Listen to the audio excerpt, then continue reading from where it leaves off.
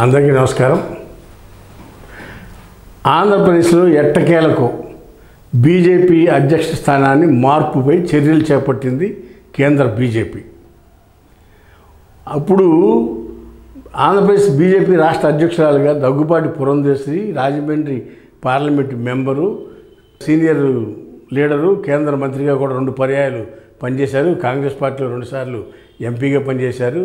తదనంతరం 14 తర్వాత బీజేపీలో చేరి రాజంపేట పోటీ చేసి ఓడిపోయారు. 1900 విశాఖపట్నంలో పోటీ చేసి ఓడిపోయారు. ఇప్పుడు రాజమండ్రిలో పోటీ చేసి ఎంపీగా విజయం సాధించారు. అయితే పురంధేశ్వరి గారు సౌమ్యురాలు, విద్యావేత్త, అన్న నందమూరి తారక రామారావు గారు కుమార్తె, ఒక చైర్మన్ లీడర్, ఒక పర్సనాలిటీ.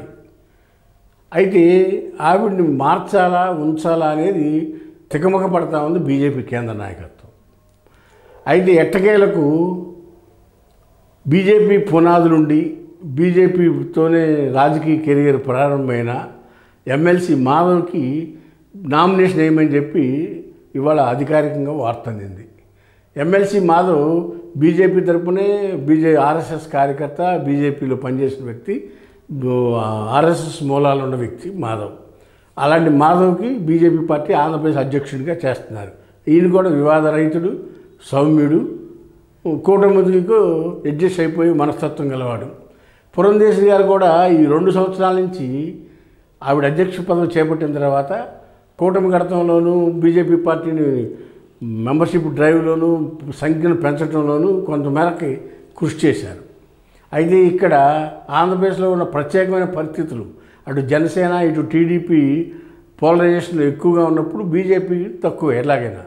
అయితే ఉన్నంతలో కొంత బీజేపీలో చేరికలు తీసుకొచ్చి బీజేపీలో 5 ఎంపీలు పోటీ చేసి 3 గెలవటం, 8 మంది ఎమ్మెల్యేలు గెలవటం, ఈ పరిస్థితి అంతా కూడా పురంధేశ్వరి గారి రాజకీయ చతురత అని చెప్పచ్చు.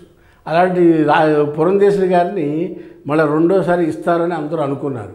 అయితే కేంద్రంలో మార్పులు చేర్పుల వలన మాధవ్కి రాష్ట్ర బాధ్యతలు అప్పచెప్పి పురంధేశ్వరి గారిని కేంద్రంలో బాధ్యత గల పదవి ఇస్తారనేది తెలుగు రాష్ట్రాల్లో, మరీ ముఖ్యంగా ఆంధ్రప్రదేశ్లో బీజేపీ వాళ్ళు, అటు కూటమిలోని నాయకులు కూడా చర్చించుకుంటారు.